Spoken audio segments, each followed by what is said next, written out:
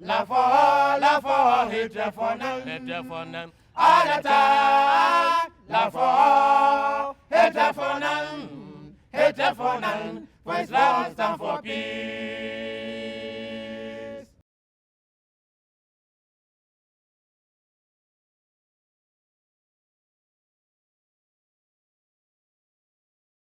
Assalamu alaikum and welcome to yet another edition of Inspirational Africans. This is, of course, your platform where we have grand Africans to talk about their grand stories, their grand journeys, to give you grand inspiration. Before we delve further into the show, we have a look at the guest that we have for you today. Our honorable guest today on Inspirational Africans is Nancy Jallow, a popular name in the country as a gender and human rights activist. Nancy Jallow studied international relations and politics at George Washington University and went on to serve in various roles including policy and legislative advocacy at the U.S. Capitol in Washington, D.C. After gaining invaluable professional experience in the USA, Nancy moved back to the Gambia and founded Global Bridges in 2018, Equity and Impact Consulting in 2023. Since then, Nancy is recognized as one of the leading women's voice, leading critical advocacy campaigns against sexual and gender-based violence in the Gambia. Her work focuses on tackling gender-based violence in remote communities, trafficking in persons, and advocating for women's equal participation in decision-making processes. Over the years, especially since the re-emergence of voices for FGM in the country, Nancy is a key member of the National Coalition of Civil Society Campaigners fighting against sexual and gender-based violence. She is a leading voice in the fight against the repeal of the legislative ban on FGM in the Gambia. We are very much honored to have her with us today on Inspirational Africans. Thank you and welcome. Thank you. Impressive, CV, impressive journey. What must have inspired you to take a career in political science and international relations, or international relations, political science? First of all, thank you for having me. I am honored to be part of this great program. My name is Nancy Jallow. I come from a political family. My mom's father is the late Ebin Jai. He was among the founding fathers of the Gambia. He was Gambia's vice president, Gambia's first minister of foreign affairs, Gambia's first ambassador to Senegal, and have occupied pretty much every ministerial position in the country. So I was raised in a political household. So that was one of my inspirations. And I think as a very young, when I was very young, I was always inspired by powerful women. I love the idea of women being expressive and really occupying space. So that was what pushed me towards international relations. So would we sum it as maybe you following the footsteps of my grandfather? Your grandfather. Yes. I think my mother usually, she said, my grandfather, by the way, died in a helicopter crash in Birkama Ba, where the ex-president Jawara was in. Oh, sorry. And so I didn't know my grandfather. And my mom usually says that he was not your dad, but he would have been very proud of the work that you do. But obviously, I've learned a lot from him. My uncle was the UDP National Assembly member from Banjul Central until he passed away. UDP meaning United Democratic Party. Democratic Party, yes, people. Yes. Sure. So we can take it that it's not only because you have a grandfather who actually has an impressive career Yes. In politics, but you think it's one way that you can touch many lives in a positive way. Exactly. All right, thanks. Exactly. And that means touching lives beyond the borders of Beyond the Gambia. borders of the Gambia. And then I happened to find myself in Washington, D.C., the capital city of politics in the U.S., and where you have conversations on the train with random strangers. Even the bus driver in D.C. have a degree in politics. Like, I was living in a city, you live and breathe politics. Politics. And I realized that after visiting, I've visited almost 42 states in the US, that DC was very unique in the sense that most people were really, the way people freely talk about politics was very rare compared to other states. So I think it was a combination of a lot of things, my environment from Gambia and also moving to the US. Sure. So that's an insight for us who have never been to US. So if you want to talk about politics, or if Yes. you are more political, maybe. If you want to live, breathe, and understand politics, live in Washington, D.C. All right. We will take that Okay. as an advice. You can come Free there. consultancy. Yeah? No, So we absolutely. move on to the next question, which is after all these professional gains, experiences, you are not that kind of old or so. You're pretty young, and probably some would have even decided that no, I have to live all my useful life in the US before going back to Gambia. Tell us one thing that actually motivated you, triggered you to come back to Gambia. All the valuable experience that people look at as valuable, America have so many Nancy's. America have so many people who have way more capacity than me, who are a whole lot more educated than me. Why not go back to my country where I was born and raised in and really give back the little that I have learned living in this country? I was in DC for 18 years. Mission accomplished, and it's a give back mission for you. It is. I feel like I was born to impact people's lives, especially women and children. That is something that I'm extremely passionate about. And as you dive more into the conversation, you will get to learn about my own personal story and what really pushed me towards the work that I do. That's good. Islam puts a lot of emphasis on women and children and the vulnerable. So if that is your cause, it is really worthy. I agree. Yeah. And in the Gambia, you are a household name when it comes to gender, human trafficking, activism, giving back to people as in advocacy and so on. You want to take us? Through the journey? Yeah. Yes. So when I moved back, I think I was trying to find myself. I left Gambia when I was 16 years old. I was very young. I didn't know myself. So I lived in DC all of my 20s and pretty much half of my 30s. I moved back to Gambia in my early 30s.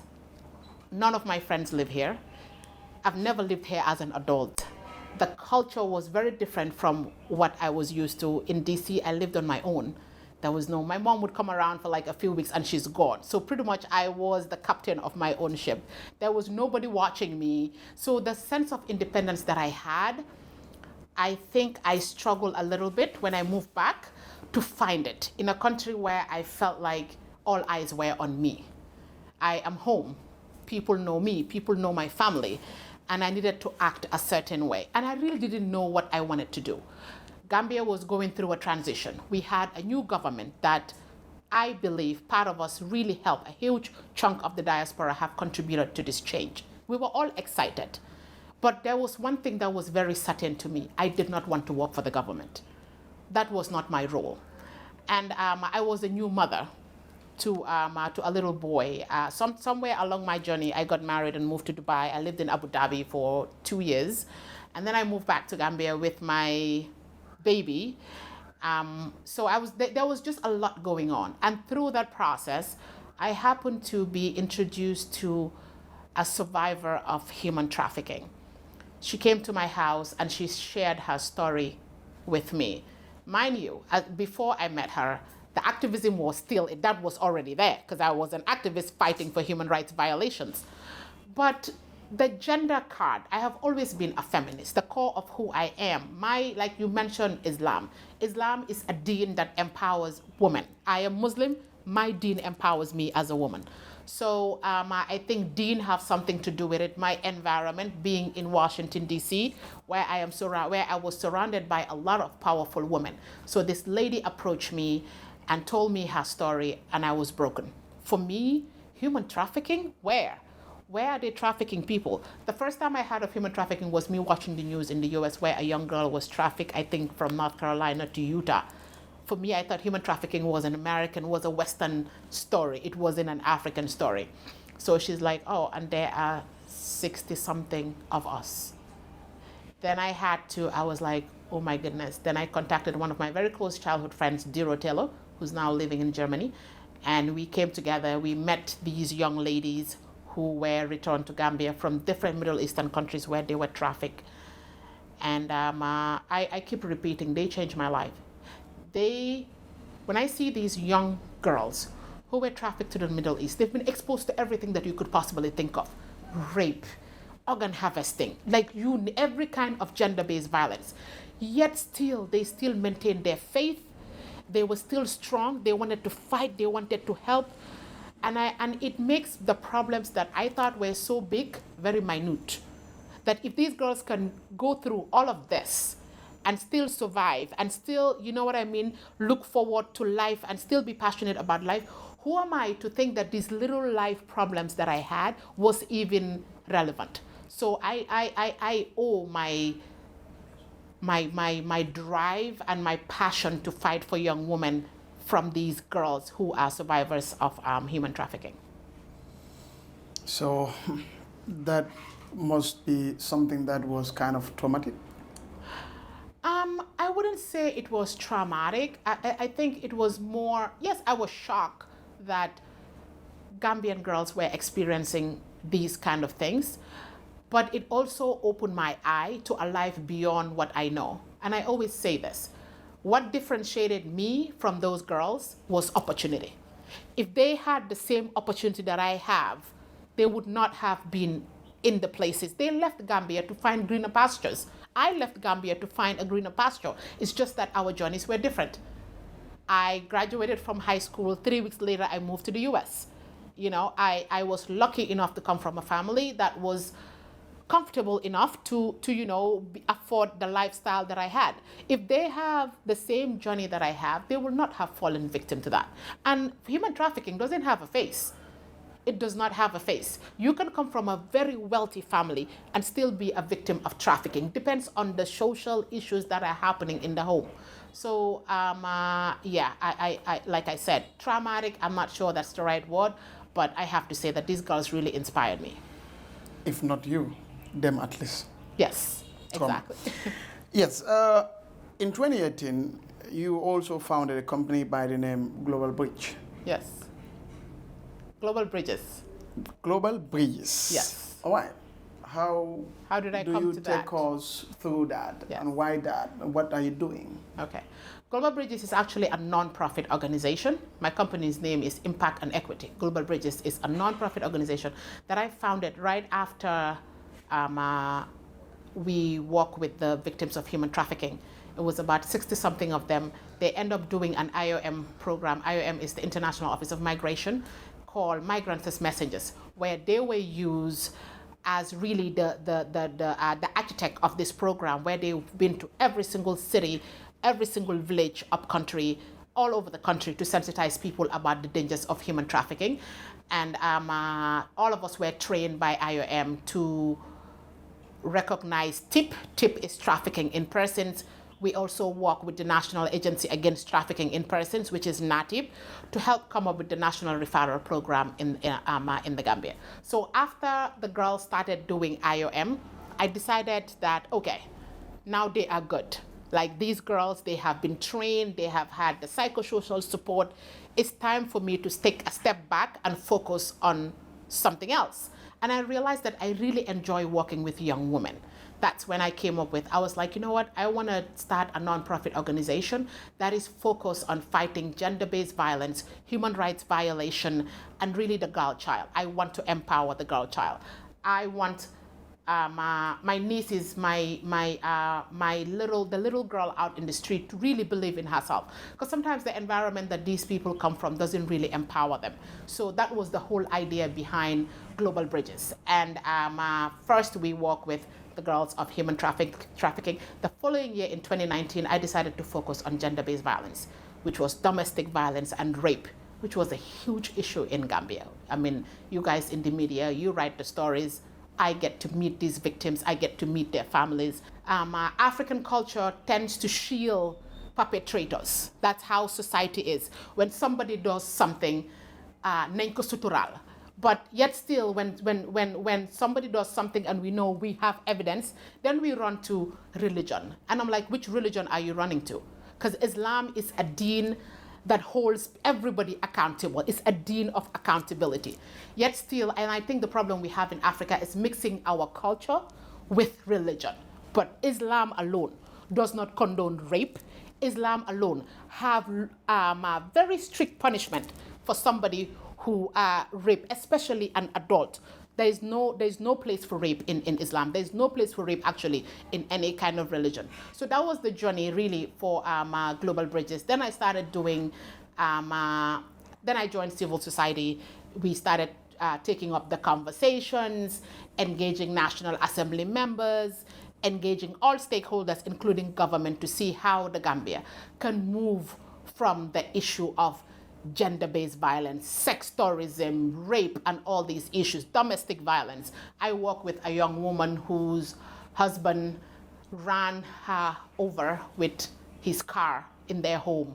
These are the, I guess, traumatic stories that I was exposed to. And like I said, I have seen more violence in the streets of Gambia than I've seen in the streets of Washington, D.C., despite the fact that America is termed as a very violent country. So that's the journey of Global Bridges. And I have to say this portion of Global Bridges. After every year, we pick up a charity and we support them. 2 years ago, my cousin sent me a story that an online newspaper wrote about the backwater shelter that is under the Ministry of Gender, that the babies were dying of malnutrition. I remember before I even saw that, 3 other people have sent it to me. Nancy, you have to do something. I'm like, nope, I'm tired. Because when you do this kind of work, eventually you will get emotionally drained. Because you talk about the traumatic experience. This is the effect of it. Like, as much as you think that, okay, I've dealt with this case, it's done and it's over, you kind of take it with you because you're human. These are things, as much as you try to separate from it, you really can't. I visited 7 kids who were admitted at Serekunda Kanifing Hospital for malnutrition. One of them was a 2-year-old little boy who looked like a brand new baby. That's how tiny this baby was. And there were 3 or 4 other girls there. And I immediately broke down, spoke to the staff. I visited the shelter. They didn't have windows, nothing. I was like, okay, this is a calling for me. And I'm not here to put blame. Even us as human beings, we should. I've never heard of this place before. The only place I know is SOS. I didn't even know the government have a shelter facility that house abandoned babies. I visited the place and it was horrible. It was bad. So I jumped into action. I raised $250,000 in 5 days. There's one thing, if there's one thing I'm good at, is making people spend their money. I don't know how or where I picked that up from. Maybe after being in DC, that has taught me something. So we raised $250,000. I went and bought them, I don't know, 6 months supply of diapers, 6 months supply of formula. We partnered with Nana, brought in the doctors from Kanifing Hospital to check these babies, did intense renovation. So after the shelter was really up to standard, most of the kids at the shelter, when we took over, there were 12. By the time the end of the year, there were like about, I think, 18 babies under 3 months. We all know how expensive, diapers are expensive, but formula is the most expensive thing in the country. For those who don't know, a tin of formula costs about $380. I know this because I buy almost 6-8 boxes every month, and I've been doing it for 2 years. So Global Bridges, in total, the past 2 years have put in $5.8 million into that shelter. And through the process, I decided that I was going to adopt a baby. And I adopted a little girl who has become, I get very emotional when I talk about her. My biggest joy when I adopted her, she was about, I think, 2-3 months old. Now she's like 2 years old. I cannot imagine my life without her. I genuinely feel like Allah was pushing me towards this shelter for me to have the baby girl that I always wanted, because all I had was a boy. So yes, for me, that the backwater shelter is not just a place where my nonprofit happens to be to help empower. It's a personal journey and a personal for me. Yeah, that is touching, and is great job, undoubtedly, and this is what we expect from good citizens. This is what we expect from human beings, and this is the emphasis of Islam, of Allah Subhanahu wa Taala. You know, what message, your final piece of advice, would you give to viewers, to women, to everyone? You have had a very long journey in different places. You've encountered different situations. You are a Grand African, and you're in the position to discuss or give some piece of advice regarding one or two things. What would that be? Always believe in yourself. Always have conversations with your kid, with your children. Have an open, honest conversation. I was raised in a household where I was told that I can conquer the world. I was raised in a household where my brothers and my male cousins didn't have more power over me. In fact, as a little girl, we were giving more power. I was empowered as a little girl that I can express myself, that I can question authority, which is not an African culture. The relationship I have with my son is very open. My son is very passionate about football, and he said to me, "Mommy, if I become an international football player like Ronaldo, we're going to build the biggest shelter in the world to house all of these abandoned babies." For me, that's how I know my job is done, because I didn't tell him this. He is learning from what he sees. Kids mirror what they see. As a child, I think the one person that I forgot to name is my grandmother. My grandmother was one of the kindest human beings I've ever met. She lived in Banjul. She wasn't educated. She used to cook 18 cups of rice a day to feed every single person on Clarkson Street who doesn't have a wife or doesn't have food. So I was raised in a household where giving was part of our daily lives. You have to give. People will come and visit my grandmother because they don't have money to cook, because they don't, and it wasn't like she was a wealthy woman. Yes, her husband was, but the man died years ago. But she was a religious woman. She believed in zakat, and we grew up in an environment where you have to care for your neighbor. You know, it's nice to just climb the ladder on your own and forget the most vulnerable. And I have to say this, that since I've started doing the work that I do, Allah have given me so much opportunities in my professional career. And I totally believe that this is Allah's way of showing me that if you care for the most vulnerable in our society, I will repay you back. We talk about the hereafter.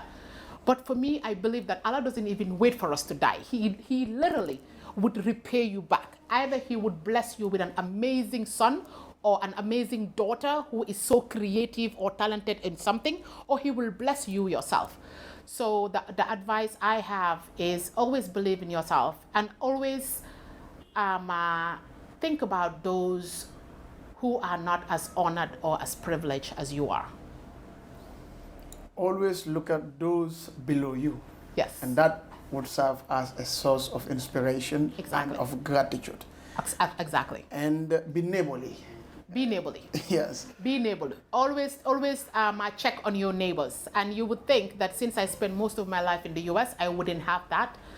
The most important years in a child's life is from 2 to around 11, 12. Because my core values, I realized that I picked up from that. And when I moved to the US, even though I lived alone, at the back of my mind, I never forget who I am and where I came from. Inspirational. Thank you. Indeed. Thank you. Thank you, our dear viewers. This is all we have for you on this episode of Inspirational Africans. She is indeed another grand inspirational African. And we hope her story actually has opened up your hearts and has touched your hearts, equally has opened your eyes. has inspired you? Can I just say this? Please continue to support the Backwater Shelter. You can contact the Ministry of Gender and Social Welfare, and it's there. You can support them in any way or any capacity. They are online. They have a website, Ministry of Gender Social Welfare. Thank you. Assalamu alaikum. This is all what time has permitted us to have for you. Until we come your way next time. Bye-bye. La for, hit for them, Anata, la for, hit for them, for Islam stand for peace.